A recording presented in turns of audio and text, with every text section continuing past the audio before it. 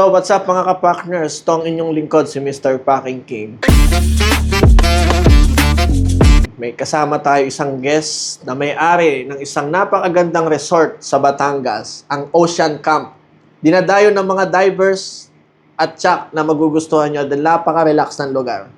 Walang iba, ang may-ari ng Ocean Camp, Boss Eric Mo. What's up, ka-partners, Boss Eric?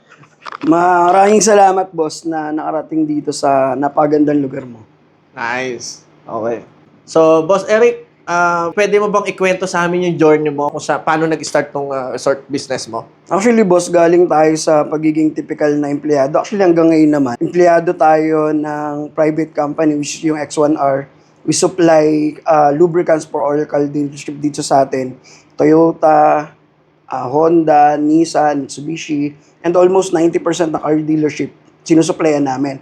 And nung pandemic time, nang nangyari, since wala naman talagang magawa bago pumasok ng pandemic time, may isa akong kaibigan na service manager ng Toyota San Pablo, si Jericho Kua.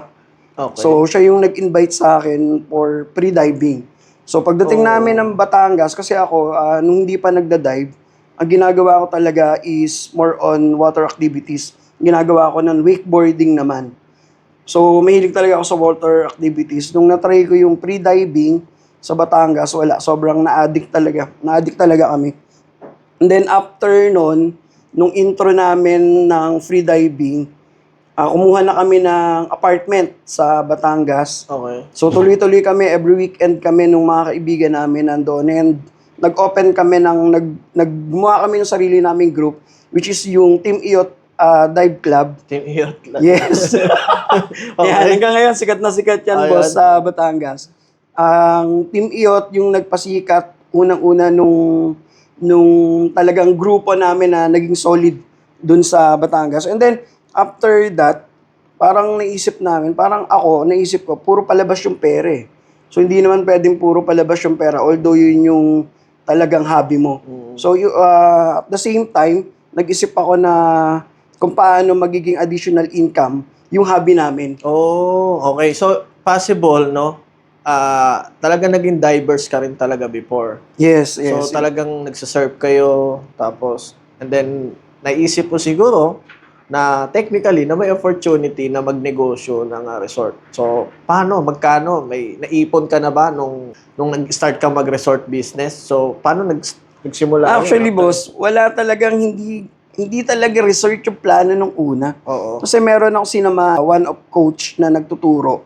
Na nakikita ko parang nagdi-discuss ng diving lesson niya sa gilid lang ng basurahan. So ako, parang kung mag-i-invest ako, hindi ako mag-i-invest sa kilala na. Invest ako dito sa nag-i-start pa lang. Sabi ko, hanap tayo ng place na pwede nating pagturuan na ganyan na medyo comfortable yung tao. Alam mo yung ang hinihingi mo lang, maayos na lugar. Ang binigay ng Diyos yung resort. Talaga. So parang, hindi, So, plano mo lang talaga, yung nagtuturo na ng diving lesson is mabigyan lang siya ng maayos na lugar niya. maayos na lugar lang, tapos nagsunod-sunod na, may nakausap kami, pinaghanap ko siya, hanap kami ng lupa. Oo, ano lupa? May lupa kami na nakita na 30 years na hindi nagalaw. 30 years na hindi nagalaw. Sobrang nasa to, boss? Front beach talaga. Beach front siya. Tapos, Beach front, oh. yes, yung diving spot mismo, na dinadayo ng mga diver doon, nasa harap na natin mismo. Okay. Which is, ito yung cathedral, and talagang sobrang solemn nung lugar na pinupuntahan talaga ng mga diver. Kaya nung makita ko yon, so wala nang kumbaga, hindi ko na napag-isipan na kumbaga, bahala na kung paano i-develop. Kasi yung gubat raw talaga yung lugar. Bundok na sobrang... So bago mo siya mapuntahan, madadaan ka talaga ng talahib na may magandang... Dati, boss, hindi ka makakapunta sa kanya ng ganun lang. Bago ka makapunta dun sa baba noon, talagang matalahib yung baba bago ka dumating ng dagat. So pinaganda mo na lang nung binili mo na yung resort na yon o kung Yes. saan lang bang na-develop? Dinevelop namin, actually, hindi naging hindi naging malinaw agad yung budget. Kasi ang hawak kong pera noon, hindi ganun kalaki. Hindi ganun kalaki. Kasi pang employee to parang business. kung may ipon na pang empleyado. Hindi talaga ipon na sabihin mo na as mayaman ka talaga na may pera na mag-i-invest ka ng ganun. So ito, kung ano lang yung ipon naming mag-asawa. So labas, hindi ko naman alam dati yung investment na may tutulong. Baga ako, pag nagkamali to, ako lang to. Okay. Kung hindi man mag-success to, ako lang to. Ang kinumpit ko doon, boss, yung expense naming magkakaibigan na nagda-dive kami every week.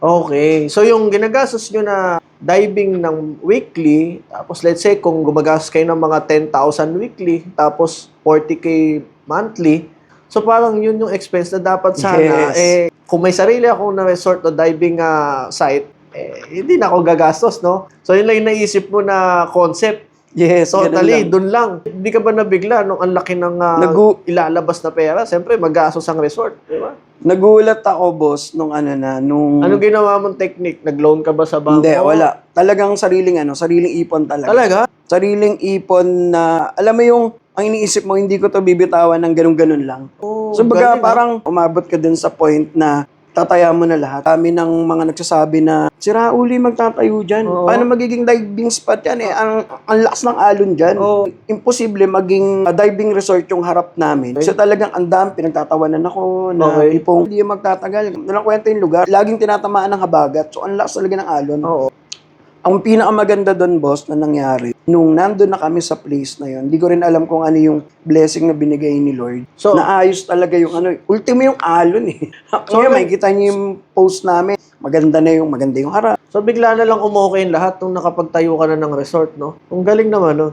Ibig sabihin na, sabi nga nila, no, kung gusto mo magtayo ng bakery, kumuha ka na ng panadero para rekta na yan. Obligado ka na talaga magtatayo ng bakery. So, ganun din sa resort. Kung gusto mo magtayo ng resort, pumili ka na ng lupa. Dahil kasi after nyan, patatayuan mo na ng bahay yan at magiging resort na siya. So, ganun yung ginawa mo, di ba? Inunti-unti mo talaga siya. Correct, boss. Actually, boss, hindi ko totally nabili yung lupa. So, nakalock in ako ng 5 years. Okay. So, rent ako ng 5 years, pero ang naging arrangement namin, lahat nung itatayo, ako na ba? Accommodation, basta lahat ng ipuput up doon, develop yung lugar, ako na bahala. So parang kilala ko yan ha, yung maghanap ka ng landlord. Hoy, landlord ha. Parang Yan! ganun ba yun? Doon ba yung technique na yun? Hindi. Okay. Iba. So it means, nakarent ka pa doon sa lote. Naka-rent ako. So may ng maayos na 5 agreement years. na lang, no? 5 Yes. years lock-in. Tapos, baga pag lock-in, it means di ka taga pwedeng paalisin dyan. Tapos, pinaganda mo yung, inayos, pinakonstruct mo yung bahay, pinaganda mo yung... Oh, Ngayon, kaya na nating mag-accommodate ng hanggang 50 packs 50 for bucks na. accommodation. Nice, ang galing naman. So, paano yan? Kung after 5 years, bawiin nung may-ari ng lote, alis ka na dyan, ako na yan, kasi nakita siya ng opportunity. Anong gagawin mo? Boss as business, wala tayong magagawa kasi number 1, di natin pag-aari yung lupa. Or, so, paano yung bahay na napaayos mo? Wala tinignan. Wala kang laban? Tama ba? Tinignan ko based on the structure nung kung paano siya. Wala ka talagang So, habulin. kumbaga talagang ano na lang. Usap tao na lang. Makisamahan na lang, no? Oo. So, shoutout sa may-ari ng lupa ni Boss Eric. Salute ako sa'yo, no? Kung ganun man. Sana tulungan lang, no? Sa isa't isa. And then, syempre, kahit papaano, umuupa ka, nagbabayad ka naman ng Yes. rent. And then, someday, kung mabigyan ng pagkakataon, kung nakaipon-ipon, pwedeng mabili yung lupa na yun at para sa'yo na talaga. In God's grace. Okay. So, sabi nila may isang resort ka pa daw na bubuksan. Yes, boss. Meron tayong ongoing ngayon. Ka-start lang ng construction. Saan lugar naman yan? Morong Rizal naman. Morong Rizal. Oo. Okay.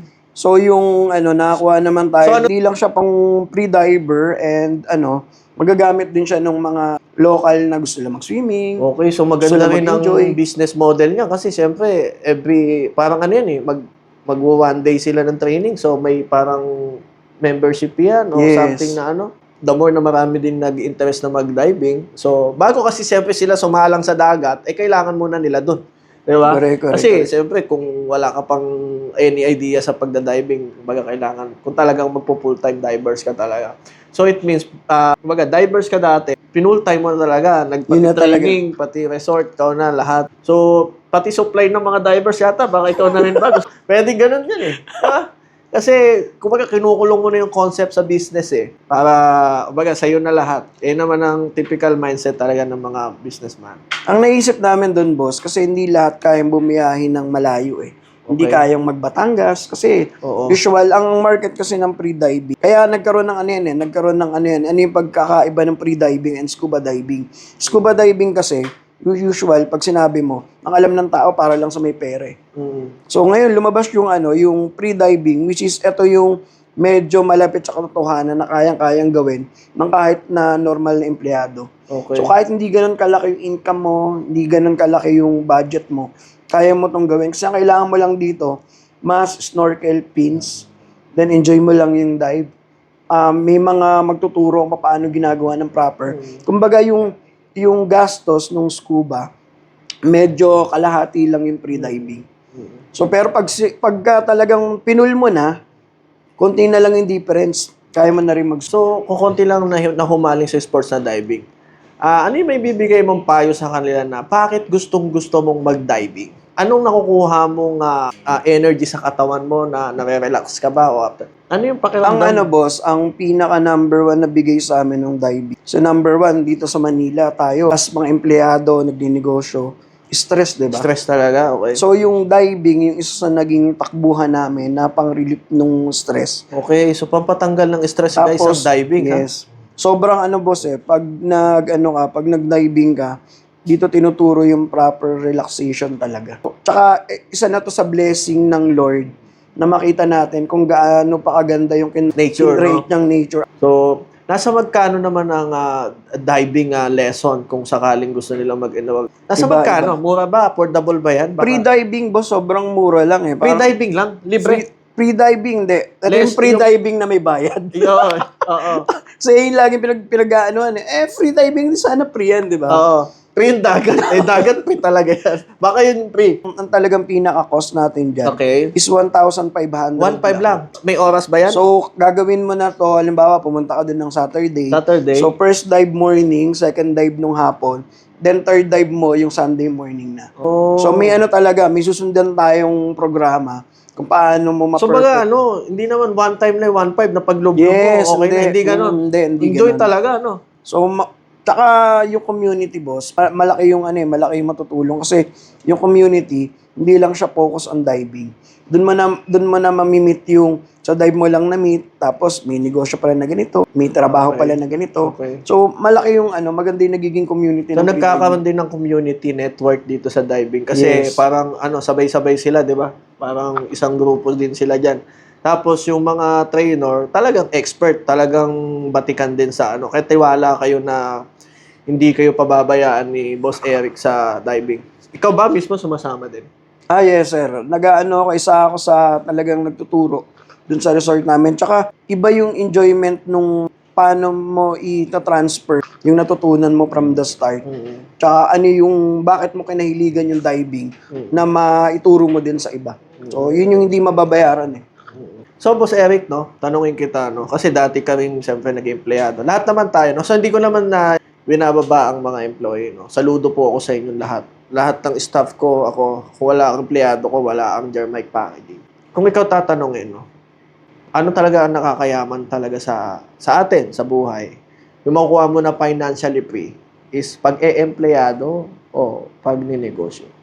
Nag-start ako sa pag-i-empleyado na doon ako nag-start mag-ipon. Oo, nakaipon ka, Yes, no? doon- Nagawa mong magkaroon ng resort dahil sa pag-empleyado. So guys, buhay na patunay si Boss Eric na kaling lang sa pag-iipon, sa pagtatrabaho niya, na nagawa niya dun sa resort na nabuo niya. Although, kahit sabihin natin nakarent siya ng lote, pero resort pa rin yan, guys. So, iba pa rin ang credibility mo pag may resort ka. So, walang imposible. Basta nasa sayo lang yon. Baga, talagang kailangan mo lang galingang mag-ipon. Tiis-tiis talaga tayo. Kasi, kung ang kinikita mo, sinasahod mo, dapat hindi lalagpas dun yung ginagastos mo. So, yun yung kasabihan ng live within your means. So, boss, bakit dalawa yung kailangan? So, sa akin, boss, kasi hanggang ngayon ginagawa ko siya. Hanggang ngayon, connected pa rin ako as empleyado Okay. So, yung time management talaga, kung paano mo i-handle. Kasi depende na yun sa choice ng tao, yung paano niya gagawin. Buti, ito lagi tinatanong nila, hindi ka kasi kaya ng oras ko kasi nagtatrabaho ako tapos magde-negosyo ko. Hindi ko kayang mapagsabayan eh. So, paano mo napagsasabayan? Kasi tulad niyan, no? May resort ka tapos nagtatrabaho ka pa. Parang medyo kakaiba yun. Ang ginawa ko, boss, yung business, hindi ko siya tinreat as business. Okay. Tinreat ko siya as parang yun yung takbuhan mo pa rin ng stress. Oh, so dagdag na lang yung income. Yun yung yun yung income, nagkaroon ng income generated na kung saan nag-i-enjoy ka pa rin. So kaya naging madali sa amin, magkakaibigan yung ginagawa namin. So yung mga coaches natin doon, hindi rin basta-basta. Yung isa may-ari ng company. Yung isa service manager, yung isa pamangkin ng Toyota San Pablo. So talagang lahat may sinabi yung mga coaches natin. Okay. Na ginagawa lang namin yun for the Libang lang. weekend. Okay. Kasi maglibang lang. Okay. Na naging instant negosyo natin. So, nangyari, marami na rin talaga nag-staycation o nagda-diving sa'yo. Kahit sa ngayon, hindi na kayo, di ba? Marami na rin kayong kliyente. Halos, sa balita ko, halos puno kayo lagi sa isang linggo. Kasi nung nakaraan, nung nag-try tayo na mag-set sa inyo, sabi mo, fully book na, no? Grabe. So, isipin nyo, guys, nagtatrabaho si Boss Eric, tapos mayroon siyang resort. So, kung kaya niya, kaya nyo rin yun. Di ba? So, Boss Eric, ano mensahe mo naman sa mga from employee sa ngayon na gusto nila mag-transition? Paano ba ang mga gagawin nila?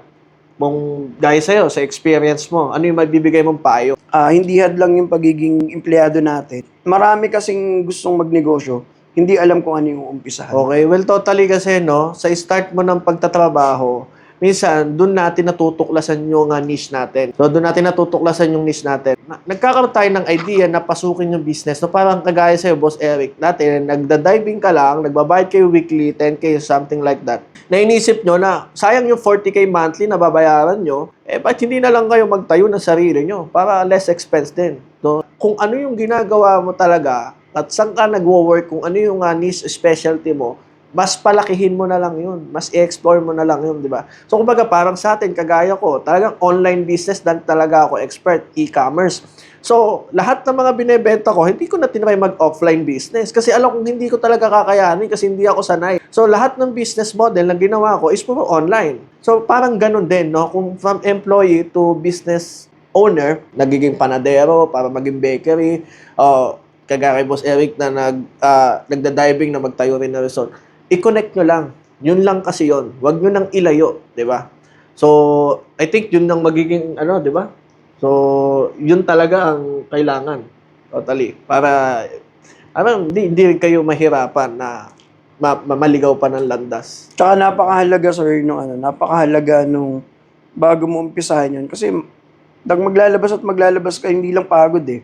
Napakahalaga nung alam mo yung papasukin mo. Oh, yes. Oo, kasi kabisado mo na, no? Alam mo na kung magkano binabayad sa trainer. Alam mo na kung magkano yung mga suit na gagamitin, yung mga oxygen. So, kung i-convert mo siya into business, alam mo na kung paano siya i-quote. Kasi kung isipin mo, tatayo ka ng diving company, diving lesson, tapos hindi mo man lang alam kung magkano halaga ng oxygen. Tapos, so magkano bayad sa trainer, di ba katagain ka? Ang ending point niyan, baka malugi ka. Hindi ka makasabay dun sa competitive na price lang talaga dapat. So, mahal pala nito, hindi naman pala ganito yung tunay na price niyan. O bakit sa iba, ganito lang, di ba? Kaya, ayun yung way, di ba? Kasi Tama, nakita boss. mo na yung sistema eh. Pero ganun talaga, di ba? So, okay. So, ang tanong ko sa'yo ulit, Boss Eric, no? Kung babawiin ng Diyos lahat ng ipon, yaman, sasakyan, bahay, resort, lahat ng ari-arian mo, kaya mo ba ulit magsimula? Unang-una, Lord, wag naman po.